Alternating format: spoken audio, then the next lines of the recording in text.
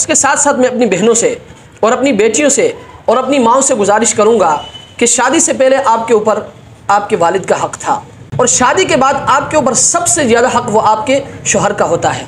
और याद रखें, आजकल माशरे में जो तलाक़ का रुझान बढ़ा है ना, जिसकी वजह से घर बर्बाद हो रहे, इसमें अगर मर्द जिम्मेदार है ना तो औरत भी बराबर की जिम्मेदार है। क्यों?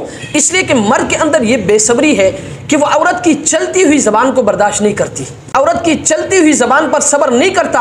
अगर मर्द औरत की चलती हुई ज़बान पर सब्र करे ना तो घर नहीं टूटता। क्यों?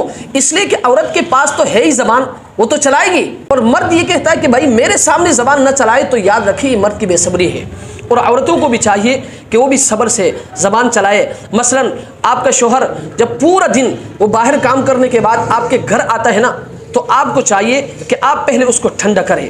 आप ठंडा करने के बाद फिर सारे मामलात आप उनके सामने रखें, लेकिन आप ऐसा नहीं करती। मर्द जब सारा दिन काम करने के बाद शाम को जब घर आता है तो आप कहती हैं कि आपके घर में ये भी परेशानी है, आपके घर में ये परेशानी है, आपके घर में ये परेशानी है, आपकी बेटी बीमार है, आपका बेटा बीमार है, ये पंखा ख़राब है, ये लाइट ख़राब है, ये टेंशन है, वो टेंशन है। भाई वो बाहर की झंझट से निकल कर आपके घर पे आया है, तो आपने पहले उसको ठंडा करना है। और याद रखें, ठंडा करने के बाद जब ये सारे काम आप उनके सामने रखेंगे ना, वो आपकी बात को सुनेगा भी और फिर उस पर अमल भी करेगा। और याद रखें, अगर घर चलाना है और अपने बच्चों के मुस्तकबिल को बचाना है ना, तो एक दूसरे के मिजाज को साथ लेकर चलना होगा। वो एक बुजुर्ग का वाक़या मशहूर है ना कि एक शख्स उनके पास अपने बीवी की शिकायत लेकर आया। जब आकर उनके दरवाजे पर खड़ा हुआ तो उस बुजुर्ग के घर में भी यही कुछ मामला चल रहे थे। वो शख्स हैरान हुआ और परेशान हुआ, और इसी परेशानी के आलम में वो वापस जाने लगा। इतने में वो बुजुर्ग बाहर निकल आया और उस शख्स को वापस बुलाया और बुलाकर उनसे पूछा कि भाई आप क्यों आए थे? तो उस शख्स ने कहा कि हज़रत वैसे ही आपसे मिलने की गरज से आया था। लेकिन वो बुजुर्ग समझ गए। उन्होंने पूछा कि भाई सच बताओ आप क्यों आए थे?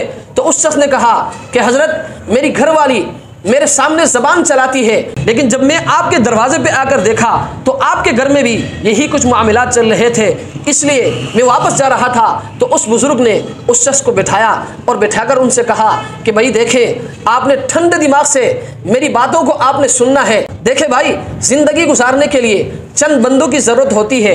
मसलन खाना पकाने के लिए बावर्ची की ज़रूरत होती है, और इसी तरह कपड़े धोने के लिए धोबी की ज़रूरत होती है, और घर को संभालने के लिए मासी की ज़रूरत होती है, और बच्चों की निगरानी के लिए निगरान की ज़रूरत होती है। जब आपकी घरवाली ये सारे काम बग़ैर किसी मुआवजे के करती है और वो आपके सामने सिर्फ ज़बान चलाती है, अगर आप उसकी चलती हुई ज़बान को बर्दाश्त करें तो इसमें कौन सी परेशानी वाली बात है? तो इसमें आपका क्या नुकसान है? इसलिए मेरे भाई, मैं आपसे भी गुजारिश करूंगा कि अगर आपने अपने घर को चलाना है और अपने बच्चों के मुस्तकबिल को आपने बचाना है, तो आपने औरत की चलती हुई ज़बान को आपने बर्दाश्त करना है। और अपनी बेटियों से, अपनी बहनों से, अपनी माओं से भी मैं गुजारिश करूंगा कि आपने भी सब्र के साथ ज़बान चलानी है, बर्दाश्त करके आपने ज़बान चलानी है।